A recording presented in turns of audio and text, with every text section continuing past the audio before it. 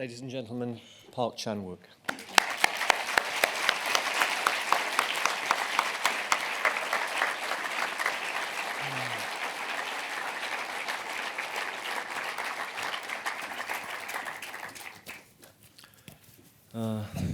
안녕하세요. Hello. 저도 이 영화 Well, 오래간만에 it's been a long time since I saw this film last.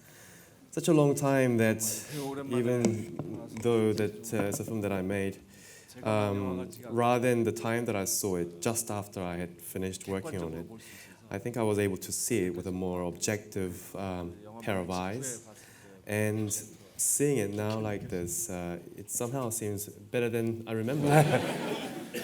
이게 제 동생 This film is something that I have wrote together with my younger brother, and I have directed it together with him as well. 미술가고 My younger brother is an artist. 영화를 이제 I had suggested to him that, well, let's make movies together, be like Coen brothers. And that was back when we were both university students. But he said, flat out said no, and he left to study the arts. 근데 나이가 먹어서 And as we grew older, he said, well, I want to actually make films. And we decided, well, let's 해서 시작된 start by making this short film together. And that's how this film all began. Until then, I didn't have any interest in this Korean traditional belief system of shamanism. 제 동생은 미술가로서 But as an artist, subject of shamanism was an important theme for my brother in all of his works. 근데 단편 영화를 만들 But as we set about to do this short film together, he told me that this is a story that I wanted to tell. I wasn't very sure because I wasn't interested in the subject matter of shamanism. And he got me to watch a few videos, documentaries on shamanism. You know this last shot in the film where the shaman makes a way by parting this long piece of cotton. 굿 중에 그 무속 신앙의 이제 중요한 행사 It's a part of the shamanistic ritual, which is to comfort the dead soul. It's like a requiem, and it's the climactic part of that ritual. 상징 Metaphorically, this is paving the way for the dead person's soul so that it doesn't float about in the netherworld, but it can follow the path to arrive at a good place. So it's paving the way, and it represents that path so that rather than being stuck neither in this world nor the afterlife, the soul can follow this path to get to the afterworld. And how the cloth is parted represents how that difficult path is paved. And here, the shaman represents the soul of the dead person. And the rice grains that are scattered on the top of the long piece of cotton, it represents both the resources that you need along your journey, and it also represents the substance that you require along this long journey. So I was watching this documentary where the shaman was using knives to cut through the long piece of cloth. In this climactic moment in the ritual, I was mesmerized. It awakened this Korean sensibility that had been laying dormant in my conscious. When you're watching an actual good or the shamanistic ritual in Korea, and also in the climactic moment in this film, the act of using the knives to cut through this long piece of cloth to pave this way is a cathartic, climactic moment. The kind of catharsis that grants this poor soul who has died a tragic death redemption. 그리고 가족이나 친구를 갑자기 잃고 And for those friends and family members who have lost their beloved one, who are left behind in this world, who are gripped with sorrow, they're able to witness the dead person making this journey, paving the path finally to afterlife. And being able to witness that allows them to accept this as a goodbye and allow them to get on with their lives. 이 영화를 다시 보면서 예술은 정말 이래야 되겠구나. So seeing this film again, I'm reminded what art should really be. And with this, I will take it with me in going on to make my next film. Thank you. Thank you. And Ian, please.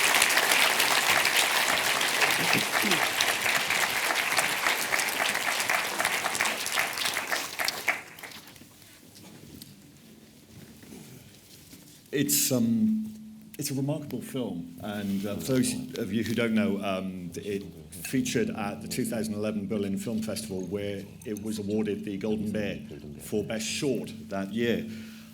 You followed it in 2012 with Day Trip, another short that you co-wrote and co-directed with your brother. And it's about you can see these films online. It's about a young girl who didn't win a Pansori competition that she'd entered, and she goes with her teacher on a long walk up a mountain, and there she rehearses singing.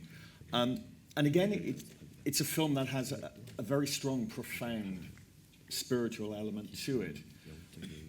Could you talk about the conversations you had with your brother of developing that story? And do you feel that the feature that you made before these two films, Thirst, which has a very deep spiritual element to it as well, sort of fed into the ideas for these two short films? 박쥐. 글쎄요, 아까 이제 크레딧 보셨지만 파킹 찬스라는 이름으로 제 동생은 박찬경이고 저는 박찬욱이라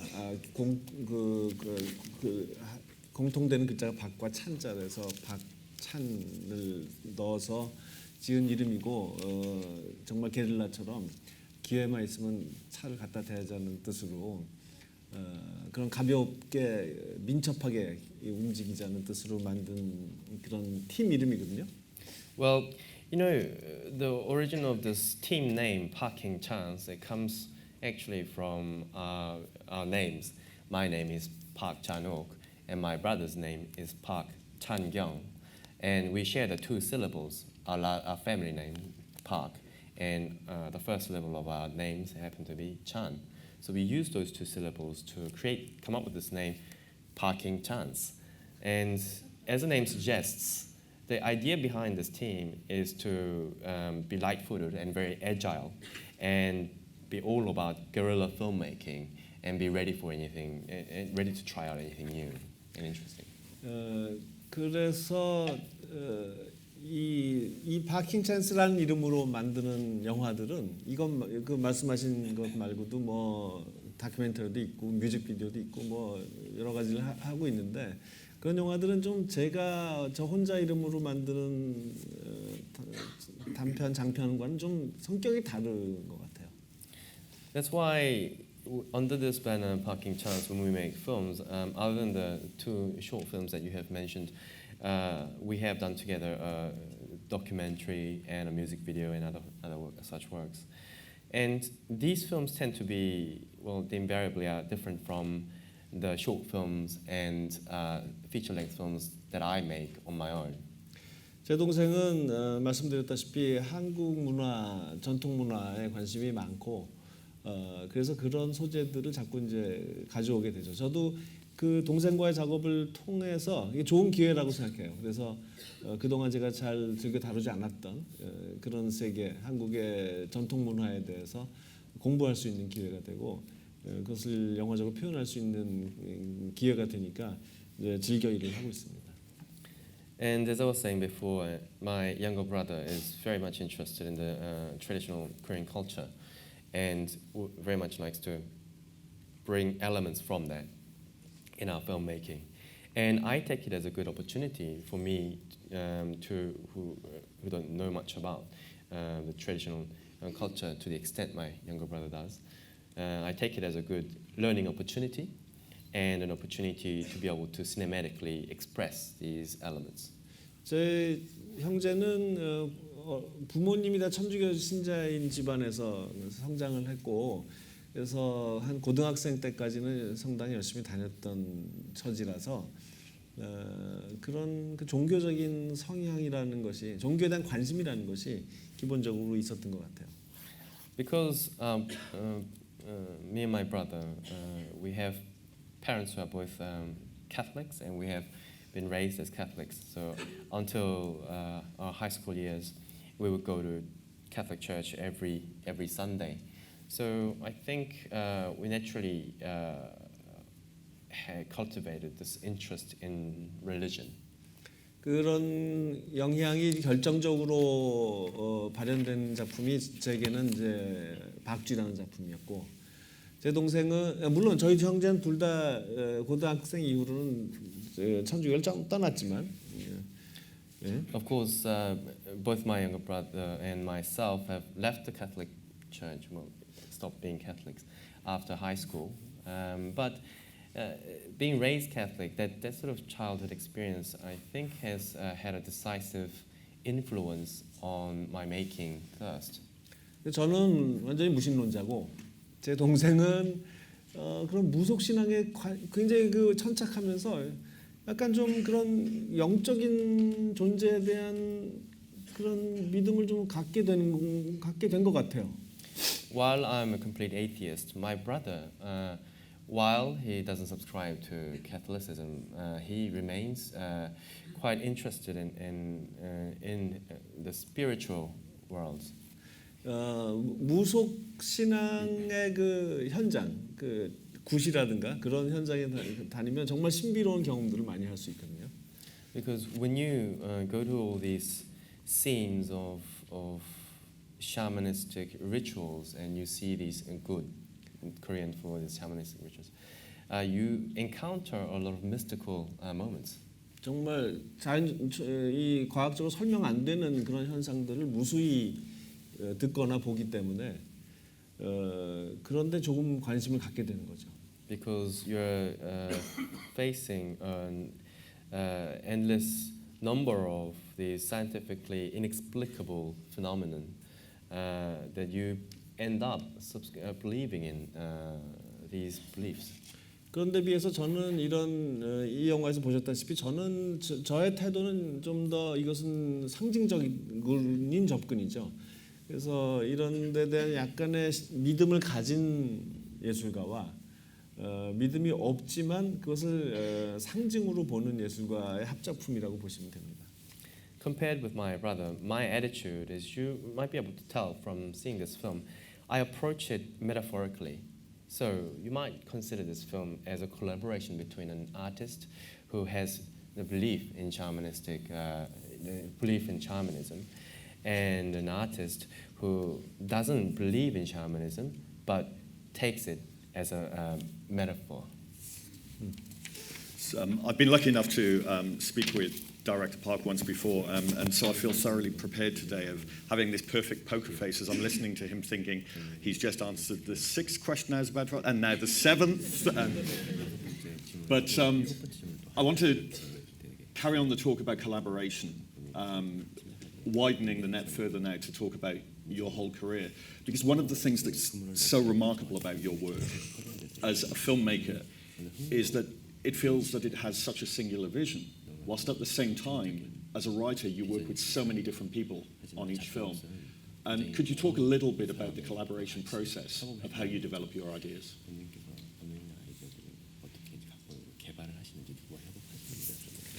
제가 만드는 영화들이 좀 독특하다, 유니크하다, 또 오리지널하다라고 그리고 독자적인 어떤 세계를 갖고 있다라고 보는 분들도 있겠지만 사실 따지고 보면 제 작업 과정은 그렇게 혼자서 막 어떤 영감에 사로잡혀서 혼자 막 미친 듯이 뭘 하는 그런 영화에 나오는 그런 어떤 고독한 예술가의 이미지하고는 정반대입니다. Well, I've heard that my work is very unique, original, and of a singular vision. But despite what you may think, my working process is not one where I'm sitting by myself or feverishly gripped by inspiration and I'm being this crazy writer, the kind you see on screen, this lonely, crazy writer. I can't be further from that image. 그런 낭만주의적인 예술가상하고는 정말 반대죠. Completely opposite from these kinds of romantic image of a writer. 저는 늘 같이 누군가와 함께 일하고요. I always usually work with someone else. 그리고 늘 타협하고 절충합니다. I always compromise and I always come to the middle. 그리고 누군가에게 계속 묻고 그 사람의 그 가까이 있는 사람들 영향을 받고 I always ask questions and I always get influenced by those close to me around me. 저는 그 타협이라든가 뭐 절충이라든가 이런 표현이 예술의 적이라는 생각에는 동의하지 않습니다. I don't agree with the idea that compromise or coming to the middle is in any way the enemy of art. 이 영화만 해도 원래는 처음 아이디어는 낚시를 하는데 거기가 이제 북한 가까이 있는 강이어서 낚시를 하는데 인민군 시체가 낚싯줄에 걸린다.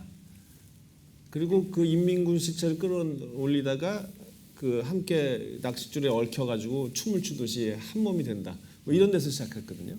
Well, just talking about this film, at the very beginning the idea was because the river is very near the North and South Korean border, the idea was to have a North Korean soldier's corpse float down the river and it's fished by the fishermen, and they get all tangled up with these fishing lines and do a dance.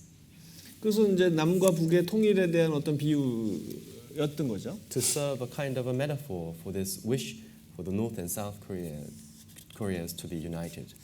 그런데 이것에 돈을 댄 이 단편 영화를 제안한 아이폰으로 이걸 찍어달라고 하는 한국의 통신 회사에서 그런 걸 좋아할 리가 없죠. 이 북한하고의 뭐 이런 것을 굉장히 좀 한국에서 이렇게 상업적인 얘기거리가 아니거든요.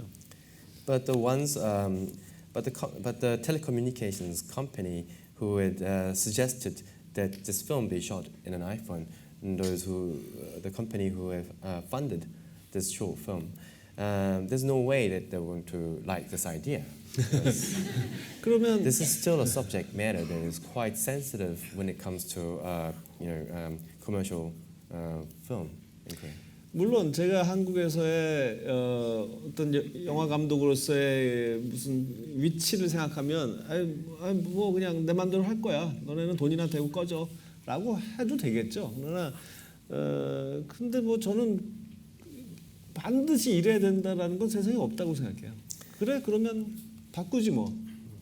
Of course, if I was to abuse my position that I have in the industry in Korea, and I say, well, I'm going to do whatever I want. You guys can just go away.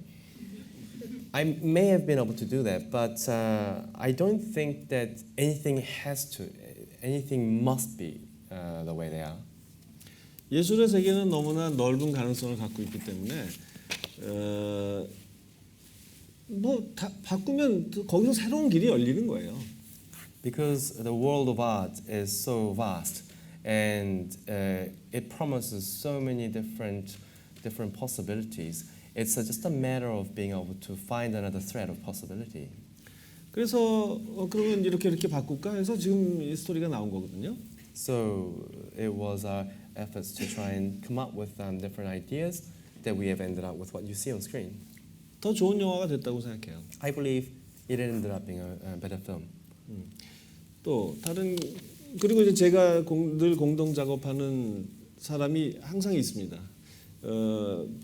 잘 그동안 좀 바뀌어 왔지만. And there's a writer who I collaborate with all the time. Although who I collaborate with have changed over the course of time. 근데 최근에 친절한 금자씨 이후로 지금까지는 계속 한 여성 작가와 일하고 있죠. But recently, well, ever since Lady Vengeance, I've worked with this one co-writer on all of my films, and she is a talented female writer.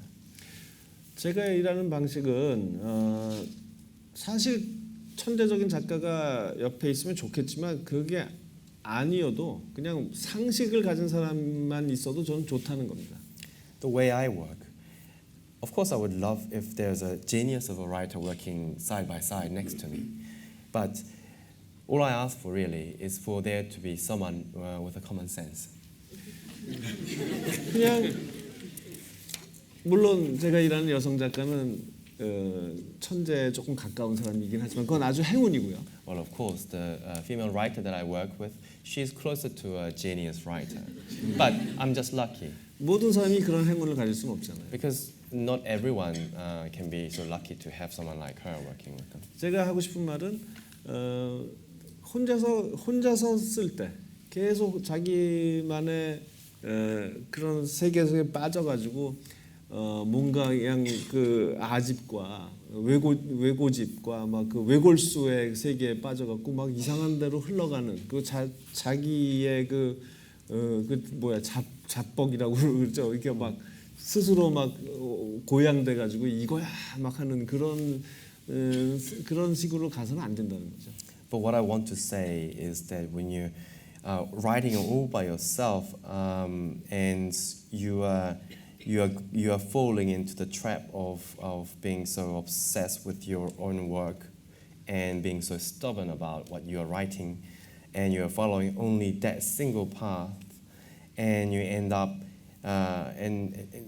to go into all this self-contentment and go into self-praisal of what you've done and becoming so proud of what you've done, that is something that you should really be cautious against. 그래서 나는 그냥 아무라도 좋아요. 사실 어떤 사람이 옆에 있으면 계속 내가 쓰면서 자 이렇게 갈 수 있고 이렇게 갈 수 있는데 이 중에 뭐가 좋아? 최소한 이거라도 거기에 대답해 줄 수 있는 사람.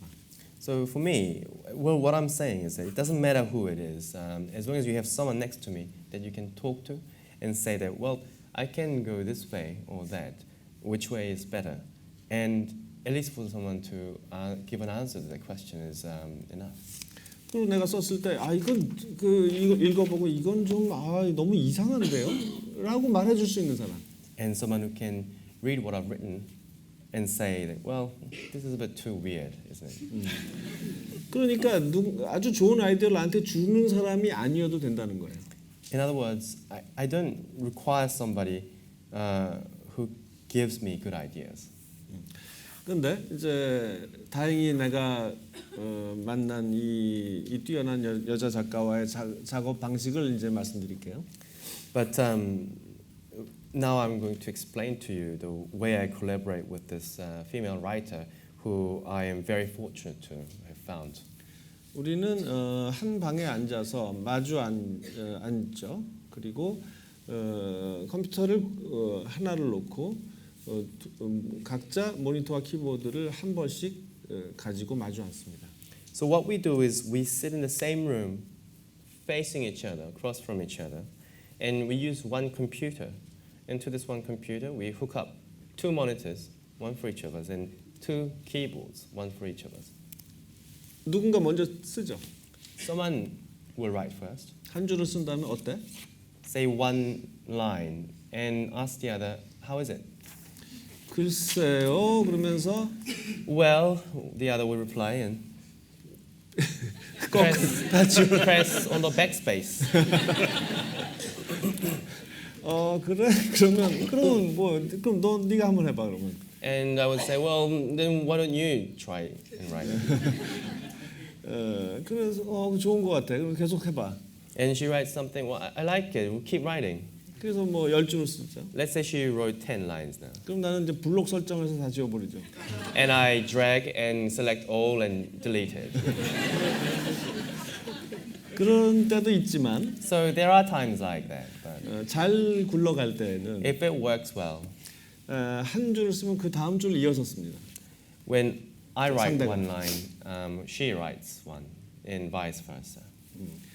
한 단어를 쓰면 그녀가 한 단어를 써. I write one word and she would write the next word. 그렇게 잘 굴러갈 때가 더 많죠. And there are more times when things go well like this. 그렇기 때문에 뭐 쉼표 하나조차도요. 이거 쉼표 하나 넣을까 말까 어디에 넣을까 갖고도 뭐 10분 20분을 싸우기도 합니다. Sometimes we fight over where to put the comma and how for 10 minutes and longer. 그러다 보니 각본을 다 쓰고 나서 사람들이 이제 영화 공개됐을 때 그 대사는 그 대사 참 좋던데 누가 쓰셨어요? 그러면은 대답을 못 하는 거예요. So working like this, after I finish with the script and after I've made the film and it's released, people come up to me and ask, I really like that line of dialogue. So which of the two writers wrote it? And we really cannot answer that question. 그게 그 한 줄 안에 여러 가지 생각이 담겨 있는데 그거를 누가 했는지 구별하기가 어려워요. In that one line of dialogue, it contains a lot of different ideas, and we cannot suss out which idea came from whom. 그것은 하여간 그렇게 오랜 세월 이제 맞춰진 서로에게 이제 잘 적응된 팀워크의 결과죠. So it's a result of this teamwork that has been enhanced through a number of years that have been calibrated over a long period of time, where we have grown accustomed to each other. 그렇지만 마지막 단계는 사실 제가 혼자 합니다. But when it comes to the last stage, I work by myself. 저는 이때가 참 중요하다고 생각하는 게 아무리 이렇게 서로 잘 맞아도 이렇게 의논해가면서 쓴다라는 것의 한계는 분명히 있어요. I consider this stage to be very important because no matter how well you work together as a team, there is a limit to how much work you can do by way of having discussions. 그래서 각본의 마지막 단계는 때로는 한 2, 3일이기도 하고 때로는 일주일이기도 한데 그 기간은 정말 철저하게 혼자 합니다. So the last stage of the script writing process is for me to spend 2 to 3 days or around a week even. I work strictly by myself. 그때는 사실 좀 영감에 사로잡힌 낭만주의적인 예술가상의 그런 모습에 가깝다고 할 수 있죠. I would say that during this stage, I'm closer to this romantic image of a writer gripped with this inspiration and writing with craze. 그때는 거의 forever. 밥도 안 먹고 잠도 안 자고 Feverish. 그냥 미친 듯이 하죠. I don't even sleep. I don't even eat. I just write. 그렇게 해서 바뀌어지는 것은 근본적인 플롯상의 변화들은 대개 아니고요. What I would change during this stage where I work alone, it's not the structure or the basic elements of the plot. 좀 색채를 입히는 작업에 비슷하다고 생각해요. But the work during this stage is mostly, I would say, putting the colors onto the picture. 영화 제작 과정에 비유하면 마지막 그 색보정 단계하고 비슷하다 할까요? And if I was to compare it with the whole filmmaking process, I could compare it with, say, the very end when you do the color correction. 또는 음악을 만드는 과정에 비유하자면 파이널 믹스다운 하는 거하고 비슷할까요? Or if I want to compare it to a process of creating music, I would liken it to the final mix stage. 그것은 이렇게 비교해서 읽었을 때 큰 차이는 없는 것 같지만 묘하게 그 영화의 뉘앙스의 차이를 만들어내는 거죠. When you compare that draft that I would finish by myself, and you compare it with the previous draft to that, you might not notice much of a difference. But what it does is it imbues a subtle amount of difference, and this is what decides the nuance of the film.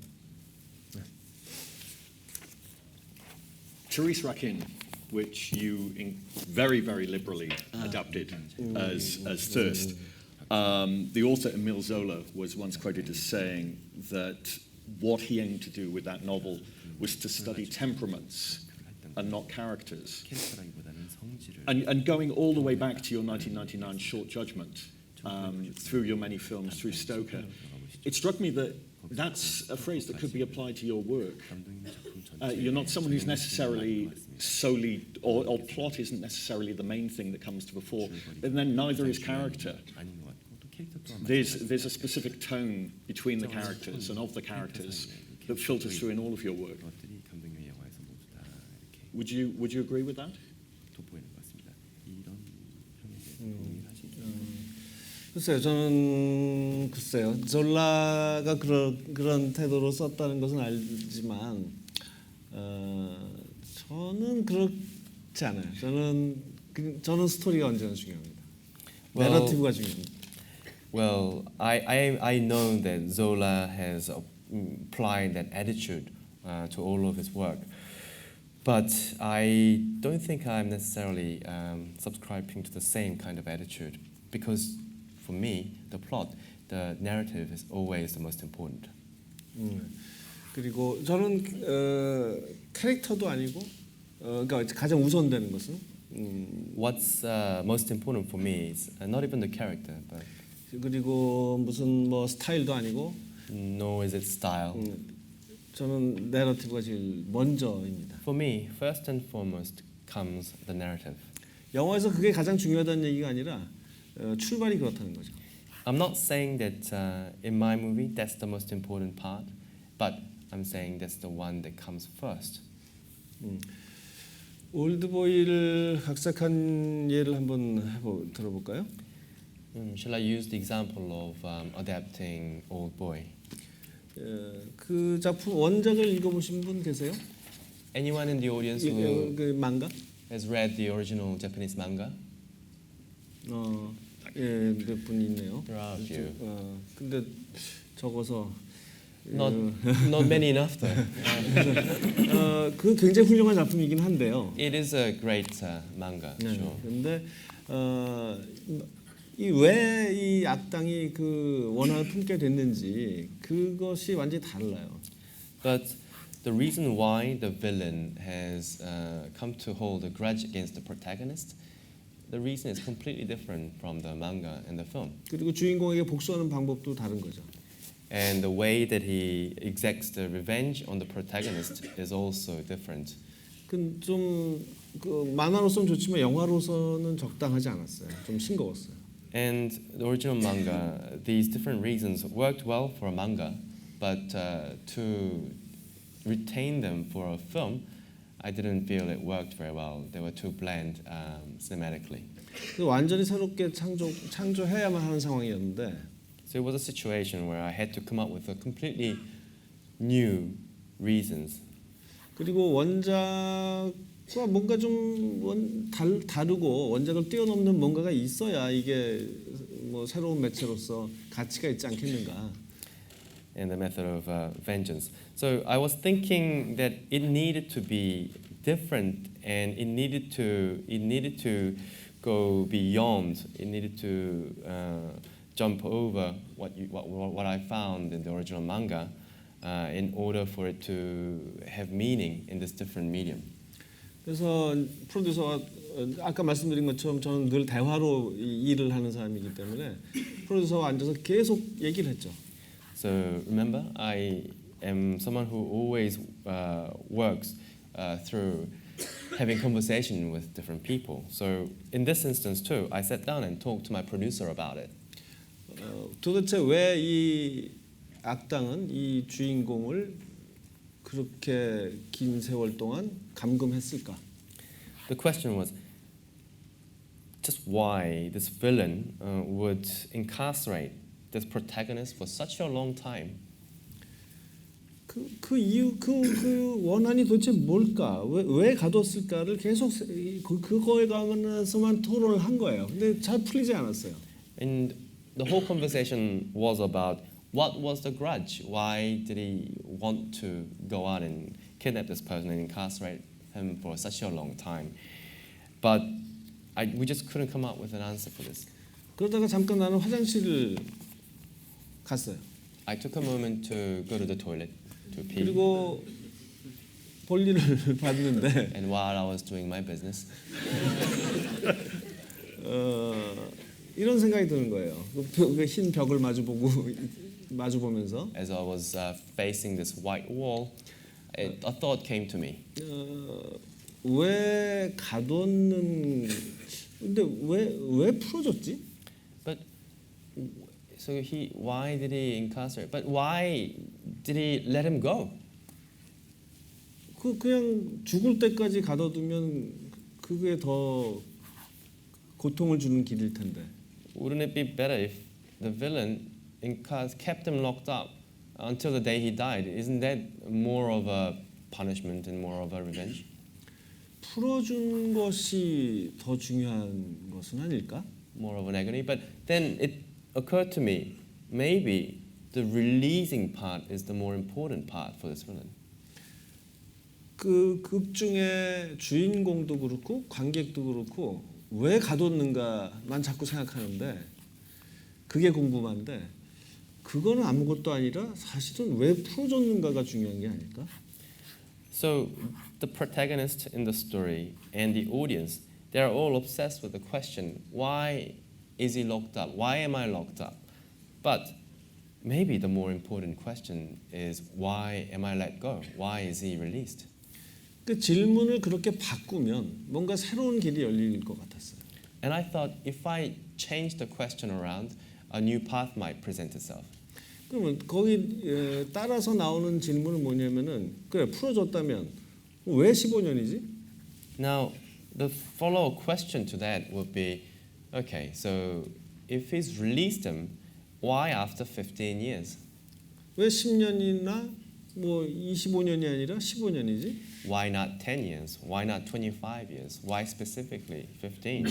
무엇에 필요한 기간이지? 15년은? What is that time required for? 그렇게 꼬리를 물고 생각이 이어졌죠. So there was this train of thought. 그래서 그렇다면 그것은 누군가가 성장하는 데 필요한 시간일 수 있겠구나. 그럼 누가 성장하는 것일까? 뭐 이렇게 하다 보니 그 딸의 성장 그리고 그러다 보니 왜 그러면 딸의 성장이 필요했을까? 뭐 이런 거 있잖아요. 여러분 영화 보셔서 아시겠지만 그렇게 해서 애초에 그 원한을 갖게 된 동기 이 빌런이 그것에 이르기까지 이 모든 근친상간에 관련된 생각들이 여러분이 아시다시피 그 소변 보는데 필요한 시간이라는 것은 그렇게 길지 않잖아요. 그 시간 안에 다 떠올랐던 겁니다. And the train of thought led to me thinking that, well, 15 years might be time long enough for someone to grow older into an adult. But then who would it be? Could it be the daughter? But then why the daughter? And as you may know from seeing the film Old Boy, it led to that reveal that you see in the film. And you know, for this, and what it answers is that very question, the very reason why the villain holds this grudge against the protagonist, his motivation, and the answer being all these incestuous elements in it. So, you know, as you know, when you're doing the business of peeing in the toilet, it doesn't take a whole lot of time, but in this time, all this train of thought led me to this destination. 그래서 이제 프로듀서한테 막 달려가서 방금 생각하는 것들을 막 얘기하고 저는 너무나 확신에 찼기 때문에 이렇게 이런 영화를 만들 거야. 그리고 이런 영화는 당연히 그 부녀 간의 정사 장면이 필요해. 둘 서로의 관계를 모르는 채로 하는 거니까 그건 괜찮을 거야. 이것이 문제라면 난 이 영화에서 빠질래. 지금 결정해라고 얘기했죠. So right after that, I rushed to the producer I was talking to, and I told him everything. I told him all these ideas, and I said, "Well, I am very sure that this will work, and this is the movie that I'm going to make. But this will require a sex scene between a father and a daughter. But it should be okay because they don't know that they are who each other are. That this is my daughter or this is my father. So it should be okay. So you need to make a decision now. If you're not gonna do this, I'm walking out from the movie." 그러니까 제가 드리고 싶은 말씀은 사람들이 당연히 그렇게 생각할 수 있죠. 어떤 근친상간의 뭔가를 다루고 싶어서 올드보이를 이렇게 만들었구나. 근데 진실은 그게 아니라는 거죠. 저는 그 얘기를 하고 싶어서 이런 각본을 쓴 게 아니라 이 원작을 놓고 어떻게 재밌는 이야기를 만들까를 고민한 끝에 이런 결과가 나왔다는 겁니다. So what I want to say is that it wasn't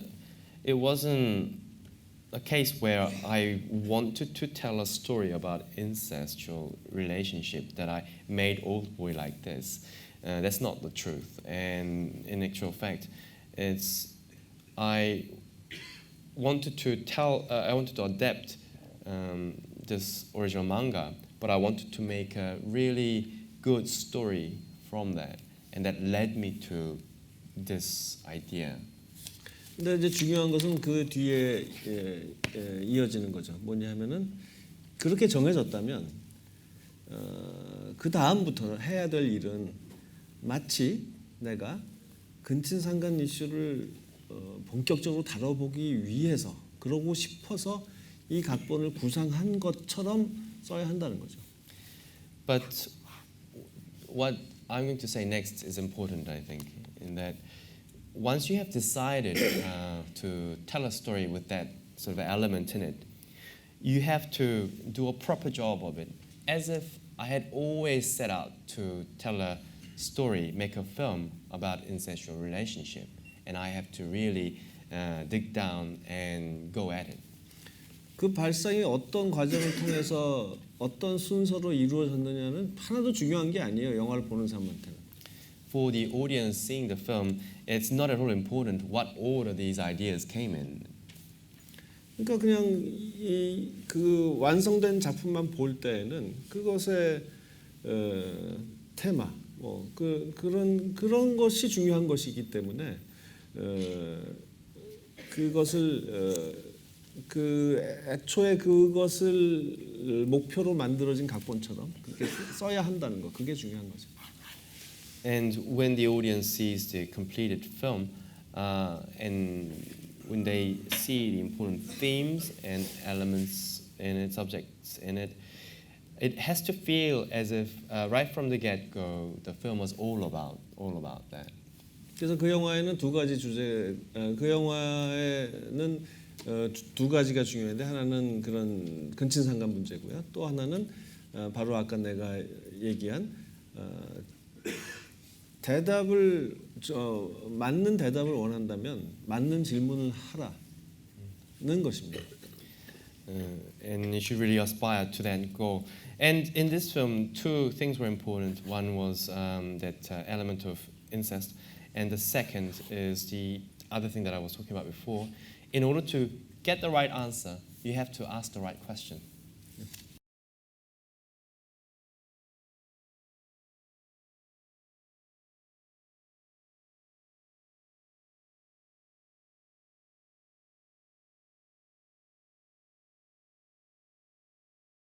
In your introduction, you talked about the effect your brothers believe in shamanism had on you. And you said it awakened your Korean sensibility that had lain dormant in my consciousness. And I think that's the power your films have an audience. You awaken in us dormant things in our consciousness. And that's why your films have a big impact with. But could you say something about when you're shooting your films? You said the narrative is always key, but the link between the narrative and the visual style, and to what extent sometimes the visual style might impact on the narrative, and the way the narrative impacts on the visual style as you're a screenwriter director, but the links between your narrative, screenplay, and the visual style. 이게 참 설명드리기가 참 어려운 문제네요. 그거는 정말 구체적인 장면을 들어서 얘기하든가 해야 되는데 한번 해보죠. Well, this is a very difficult thing to explain because it involves talking about specific scenes and how they were written and how they were realized. But I'll give it a try. 예, 그러니까 비주얼 스타일이라고 하는 것은 또는 뭐 그 사운드를 비롯해서 영화의 그 형식이라는 것, 그것은 제 경우에는 스토리에 따라가는 것입니다. Right. So so-called visual style, or including sound, all of these other elements, which together form what I might call the cinematic form, they all have to serve the story. 콘텐츠와 그 폼이라고 이렇게 구별을 할 때 그 형식은 내용을 따라간 것인데 그렇다고 해서 형식보다 내용이 더 중요하다는 뜻은 아닙니다. So when you separate out the content and the form has to really serve the content, but it's not to say that content is more important than the form. 그것은 형식을 통해서 이제 어떤 표현이 이루어졌을 때는 더 이상 구별될 수 없어야 합니다. 형식과 내용이. Once an expression is made through form, you should no longer be able to separate the form and the content. 예를 들면 제가 첫 영화는 굉장히 부끄럽게 생각하는 작품이지만 그 영화에서 제가 시도했던 것 하나를 설명드리자면 So I'll give you an example. This first film that I did, I'm very embarrassed by it. But if I can use a scene from it to give you an example. 그 영화에서는 그 술집에서 노래를 부르는 여가수가 등장하는데 So there's a scene in this film. There's a character she's a female singer working at a bar. 좋은 사람과 나쁜 사람 두 명의 남자가 각각 그 술자리에 앉아서 그 여자를 바라보는 시점샷이 있습니다. So there are POV shots of the good guy and the bad guy who are sitting on their own but watching her. 그때 저는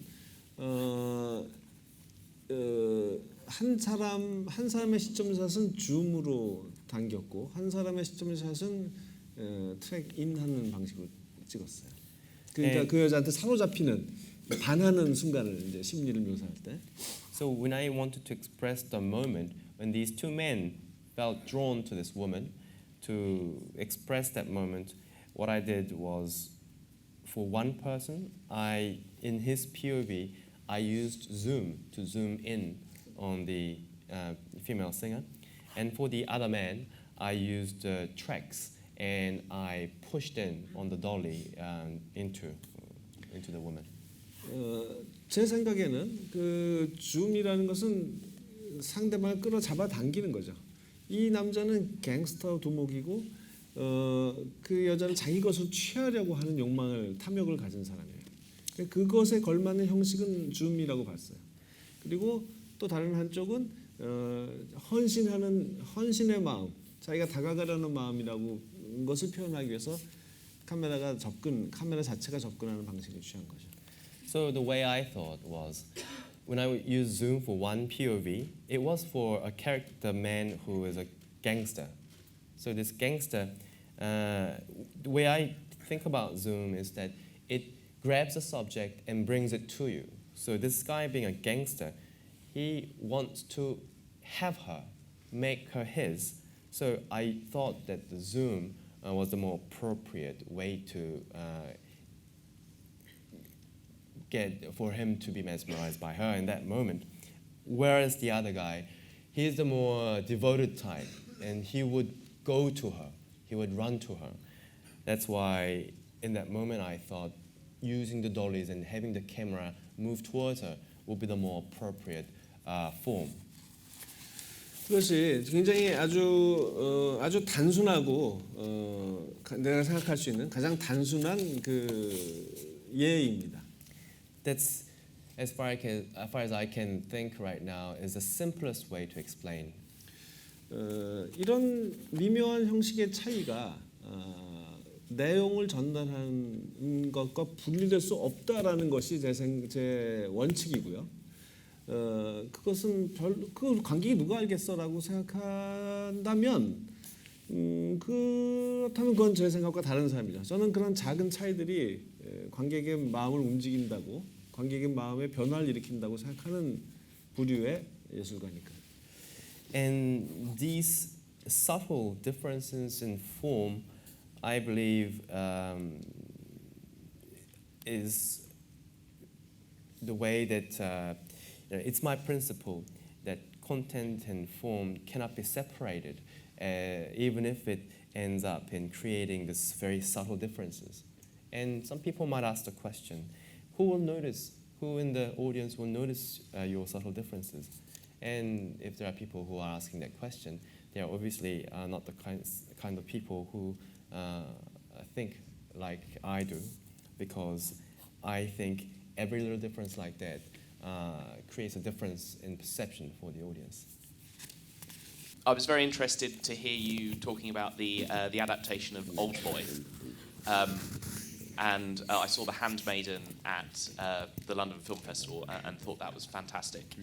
And I suppose I'm interested in the process of adaptation and the fact that you're coming to source material that some people might feel quite protective of and very fond of, and that inevitably people will draw comparisons between the two works.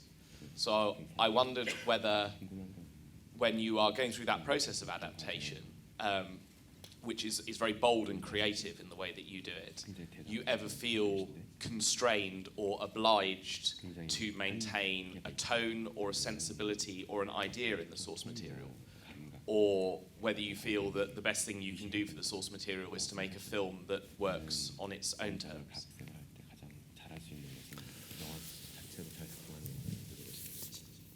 제가 원작을 가지고 만든 영화들이 몇 개가 있고 다 그렇진 않고 뭐 그렇습니다. 예를 들어서 복수는 나의 것, 또 금자씨 뭐 이런 작품들은 그냥 오리지널 각본이고 뭐 또 어떤 작품들은 핸드메이든이나 뭐 그런 것들은 각색을 했는데 어떤 사람들은 이제 그런 걸 구별해서 이제 제 영화들을 범주를 나누더라고요. 오리지널과 각색. 근데 저한테는 그게 사실 아무 의미가 없어요. Well, there are a number of films that I've made which have source material, but not all of them. For instance, Sympathy for Mr. Vengeance or Lady Vengeance are films. There are no source material like novels. Whereas The Handmaiden, for instance, is something that has a source material in Fingersmith. People like to divide up my work between those that are original and those that are adapted from source material. 왜냐하면 But for me, there are no difference between the two, because 책을 읽는다는 거, 만화든 소설이든 희곡이든 무슨 책을 읽는다는 것은 그것 자체로 하나의 경험이거든요, 저한테는. because this act of reading, be it manga or be it novel or be it play, is in itself an experience for me. 그것은 그 책 자체가로 존재하는 게 아니라 그 책을 읽으면서 내 머릿속에 일으키는 상상이라는 경험이죠. And it's not, a book is not doesn't exist by the book alone, but when I go through the act of reading, it conjures up images in my head, and I have this experience. 그것은 예를 들면 제가 그냥 인생을 살면서 겪는 일, 뭐 가까운 사람이 죽었다, 뭐 이혼을 했다, 뭐 이런 종류의 그 중요한 일들이 있지 않습니까?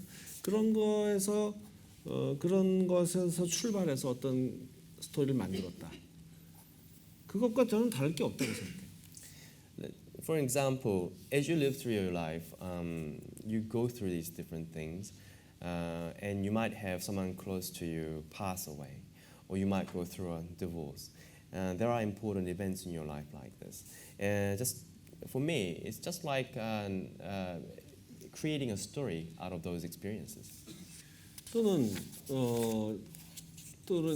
제3의 소스도 있죠. 뭐 뉴스를 봤다. 인터넷에서 무슨 어떤 사건을 다룬 걸 봤다. 거기서 출발해서 스토리를 만들 수도 있잖아요. Or you have other sources too. Let's say you watch the news on the telly, or you read an article on the internet. That might provide a starting point for you. 근데 이런 것들은 다 저한테는 똑같아요. But all of these are exactly the same for me. 그냥 소스일 뿐이죠. They are just all sources. 그렇기 때문에 그래서 작품에 대한 존중이 없느냐? 글쎄요. 그 존중을 어떻게 규정하느냐에 따라 다르겠죠. 저는 충분히 핑거 스미스의 세라 워터즈의 그 어떤 중요한 것들을 제 나름대로 존중했다고 생각하고 그녀도 그 작품 영화를 좋아하는 걸 보면 그랬다는 걸 알 수 있죠. So, am I saying that I have no respect for the source material? I think it really depends on on your definition of the word respect, because I believe that I have shown my respect towards the source material in the case of Fingersmith, and I have retained the core ideas and themes of that book in the best way that I can. And that Sarah Waters, the original author, having seen the film twice and having liked the film, I think I have done a good job of respecting her work. 그게 제가 테레즈 락갱을 읽을 때도 어떤 경험을 했냐면은 야 이건 정말 읽으면서 야 이건 내가 쓴 것 같다. And when I was reading Thérèse Raquin by Émile Zola, I got this feeling that, wow, I think I wrote this. Oh, we all get that. 오해하지 마세요. 내가 Please 그만큼 잘 쓴다는 사람은 아닙니다. Please 얘기는 아니에요. Please don't misunderstand what I'm saying. I'm not saying that I'm that good of a writer. 그런데 어쩜 이렇게 내가 쓰고 싶은 것처럼 썼느냐 이거죠. But what I was thinking was, this writer, this author, has written the way that I would exactly like to write. 핑거 스미스를 읽을 때는 뭐 얼마 지나지도 않았는데 야 이건 이렇게 가면 좋겠다. 나 같으면 이렇게 쓸 것 같은데 막 이런 생각이 막 드는 거예요. When I was reading Fingersmith, as I was reading it, I got all excited and was thinking that I wish this happened to this character. I wish that happened to the other character. I wish the story would go along this path. 그 오전에 TV에서 하는 소프 오페라 보면서 그 시청자들이 하는 거 있잖아요. 막 야 둘이 맺어주면 좋겠어. 뭐 저 새끼는 죽어야 돼. 막 이런 것들. You know, as you watch daytime soap opera, how you say, I wish she would die, or I wish those two would get married. 딱 그런 식으로 막 생각이 샘솟는 거죠. 그런 것을 만나야 진짜 자기가 경험한 내 인생의 경험처럼 이것을 소스로 쓸 수 있는 겁니다. And it just inspires so many ideas. It becomes a well for all these inspirations. So you have to come across that sort of source material for you to be able to engage with it.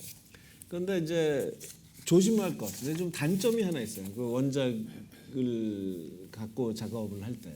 But what you do need to be careful. I suppose there's a con in one bad thing about taking a source material and adapting it into a film.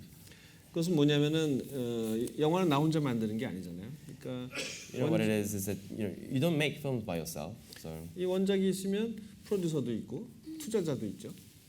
when there's a source material, there's the producer and there's the financier.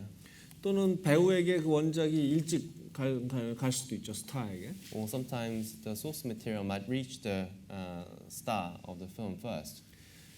그러면 그 사람들은 다 이 원작을 읽고 나름대로 상상을 합니다. 야, 이런 영화가 나오겠구나. So what happens is that all these people read that source material and they all have different pictures in their head about what this film is going to be. 근데 그것이 다 같으리란 법은 없고 특히 나랑 같으리란 법이 없죠. And there's no reason to say that those pictures that they have in their head will be the same, nor will it be the same as the picture that I have in my head. 그런 점을 항상 조심해야 됩니다. That's something that you should always be careful of. Thank you so much for that amazing talk. One quick question. The cultural provenance of your material, Does that make you a South Korean filmmaker or a universal storyteller?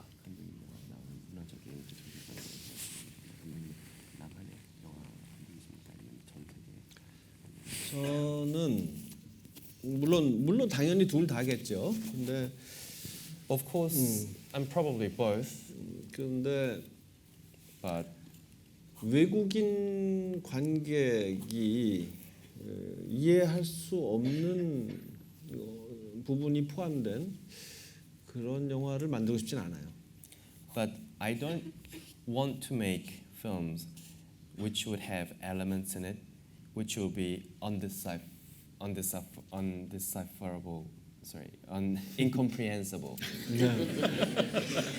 for international audience.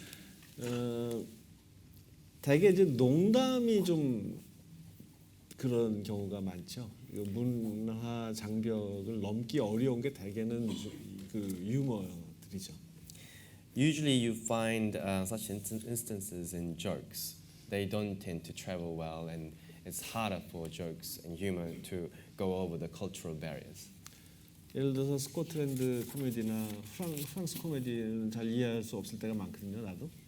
For instance, Scottish comedies and French comedies, I have hard time understanding them sometimes. 그런데 You're not alone. 그런데 제가 외국인이 이해할 수 없는 영화를 만들고 싶지 않은 것은요. 그거 자체가 목표가라서가 아니라 저는 사실 한국인 관객을 제일 우선해서 영화를 만들지만 제가 원하는 것은 미래의 한국 관객도 이해할 수 있는 영화를 만들겠다는 겁니다. But when I say that I don't want to make films which would have elements in it which are incomprehensible for international audience, I'm not saying that I want to make it in itself a goal for me. What I'm really aspiring to make is, well, I do have the Korean audience in mind as a primary audience when I'm making these films, but I consider myself making films for the future Korean audience. 무슨 얘기냐면 50년 아마 영화 감독, 영화 일을 하는 사람이라면 다 그런 걸 원하겠죠. 50년, 100년 후에도 시네마테크 BFI 같은 데서 상영할 수 있는 그래서 사람들이 보고 즐거워할 수 있는 영화를 만든다. What I'm saying is that if you're a filmmaker, you will understand what I'm saying. But we want to make films that will stand the test of time, so that in 50 years' time or 100 years' time, it will be screened at a place like BFI or BAFTA and be able to, and have the audience enjoy it in that time too. 그런데 미래의 한국 관객도 즐길 수 있는 영화를 만든다고 하고 만드니까 외국인들도 이해하게 되더라고요. So when I set about making these films, tell myself I'm going to make films that the future Korean audience can also enjoy. It just happens to be that the international audience don't have trouble enjoying them either. 그런 보편성이라는 것이 시간적인 그러니까 지금 당대에 요때만 이해할 수 있는 어떤 것에서 거기 매몰되면 안 된다라고 생각하는 순간 공간적으로도 넓어지게 된다는 거죠. So when you're aspiring for universality like this, in other words, not being entrenched or not being focused on the current trends and be able to think outside of that, spatially you expand yourself as well. 그러니까 제 영화를 보실 때 지불하는 입장료에서 여러분이 놓치는 것은 몇 센트 안 된다는 말씀을 드리는 겁니다. So I suppose I'm saying that of the ticket price you are paying to see my films, you're only missing out on a few cents worth of the ticket price. As for The Handmaiden, Curzon Artificial Eye are releasing the film towards the end of February. It is a masterpiece by Park Chan-wook. It's an absolutely extraordinary piece of filmmaking, so do catch that when it comes out. Thank you to the BFI for hosting us here today. Thank you to Wonju, who is the first person who has sat on a BFI stage and actually used up a whole pad of paper, which is an incredible feat unto itself. But most of all, can you please join me in thanking Park Chan-wook.